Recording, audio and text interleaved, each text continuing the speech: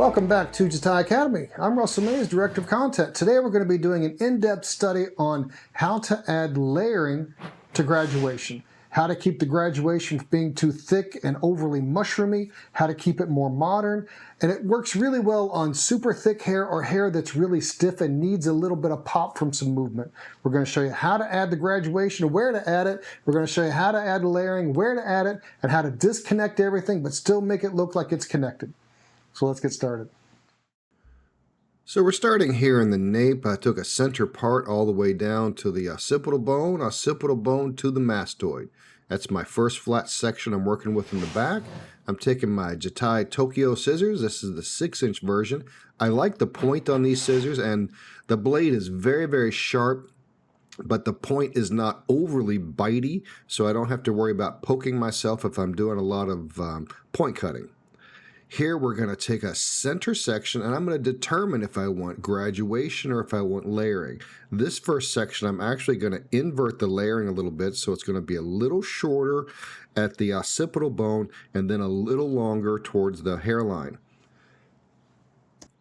So while this looks like it could be graduation based upon the head shape, it's actually layered quite a bit because it's shorter at the top of the section and longer at the bottom.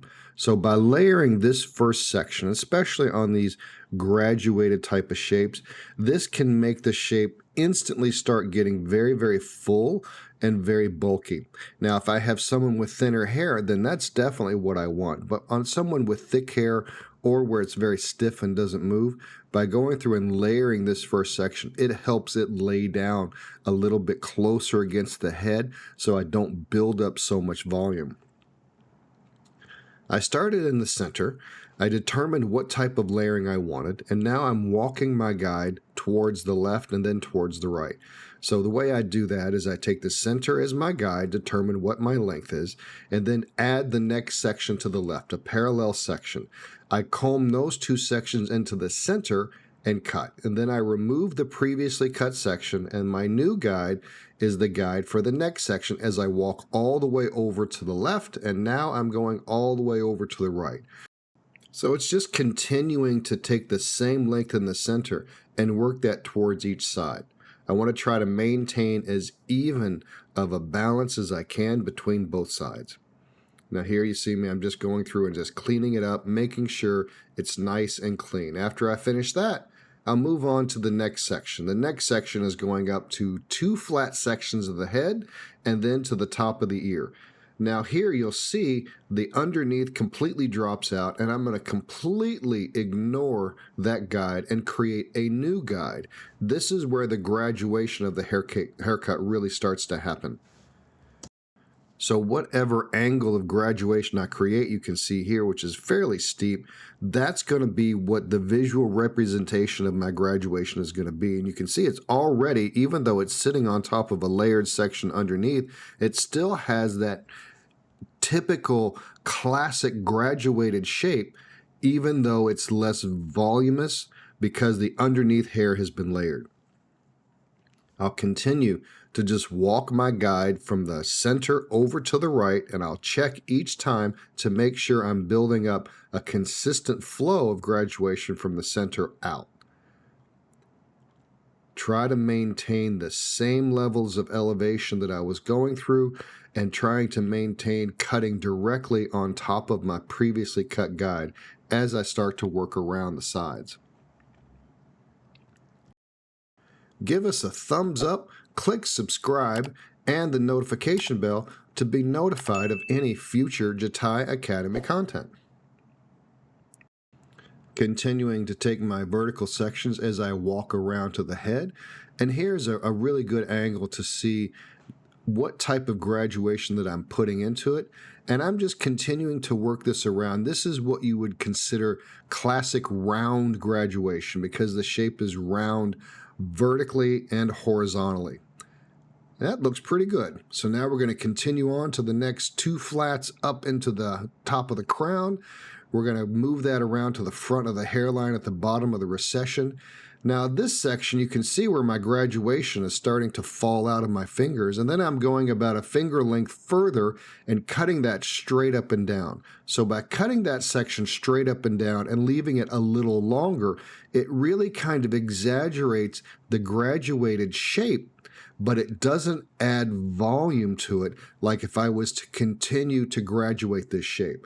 So by pulling it up and cutting it straight up and down, I'm actually layering this top section. So I have layering for the first nape section. I graduate to center right at the curve of the head, at the occipital bone and above to the drop crown. Now from the drop crown above, I'm pulling that up and layering it again. So I have layer, graduation, and layer. So it seems counterintuitive that I would want a graduated shape that has more layering in it than it has graduation. But because we put that graduation right in the center and sandwiched between those two layered sections, it really gives me a nice, smooth, graduated shape, but without that stiffness and that bulkiness that comes from that kind of brutalist aesthetic that Sassoon had back in the 70s. That on certain types of hair, it was just very, very stiff and had no movement to it. And if you didn't style it properly, it just looked completely out of sorts. By having this layering in it, it lightens it up and it loosens it up and gives it a lot more free flow. Here we've done both sides, and I think that looks pretty good. It really collapses the nape there quite well and still gives me that nice graduated shape. Now we're going to go through and start working on the top. I'm going to take a center section from the back all the way to the front. I'm going to pull the crown up. I'm going to take that guide that I had cut underneath from my layering section, and now I'm going to continue vertically layering this at 90 degrees all the way from the back into the front. This is just going to remove a lot of excess length that I don't need. I'll hold this straight up at 90 from each section of the head as I'm working from back to front. Now this shape gives me a lot of versatility and a lot of variations that I can layer into this and add into this shape. Because everything is kind of disconnected and I'm not building up this architecturally over-structured shape that doesn't allow for any kind of variation, this shape, because there's so much disconnection in it, gives me that option. Now, instead of taking subsections and holding everything up into the center where my layering guide was initially, I'm going to take the entire right side of this head. Because there's no hair from the underneath, I'm going to pull everything straight up into the center and cut that. Give us a follow on your favorite social media at Jatai Feather. Continuing to pull everything over into the center until I completely run out of hair. Once I finish my layering here on the top, I'm going to go through, and anything that hangs over from this top layering hangs over the underneath section that I've already cut. I'm going to go through and double check here and make sure that it doesn't hang over. So I'm just going to clean this up. There's a little bit of hair that hangs over, so I'm just going to go through and vertically section like I did my layering underneath in the third section that I took, and make sure nothing hangs over that so we have a cleaner shape. I could have done this first and then layered it, but I find that I would end up taking more time cutting the hair on top that I end up cutting shorter anyway. So this way I'll end up cutting less hair, making sure it blends. Now we're going to go through and take our bang section. We're going to take a pretty good section to the corner of the hairline, right there at the recession, and then I'm going to subsection that into a small little section that goes right to the corner of the eye on each side. This is the hair that's going to hang right in the center of the face. I'm going to hold that down and cut that to where it hits right at the center of the eye. This is a very popular aesthetic in Japan where it's like right at the most irritating length at the eyeball. Now I'm going to hold this section up and then layer that section just to bevel that edge right there around the face a little bit. So it keeps it blunt, but it bevels that edge so it softens it up just a little bit, but still maintains that real solid shape. Now we're going to take the rest of the section, hold it down, and I'm going to determine the length that I'm going to right there at the jaw. Cut a little bit right there so I have a guide, and then I can match that on the other side. So I'll figure out where it is on the other side, make sure I'll double check, and then go through and cut it shorter than the other side. Oh well, we'll figure it out. Now I'm going to comb this forward, take the center out of it, and then connect the guides that I've created. I've got the shorter guide in the center that I've created going to that longer guide right at the edge, and that's going to give me a nice, really steep line that's going to brush that bang out of the face a little bit.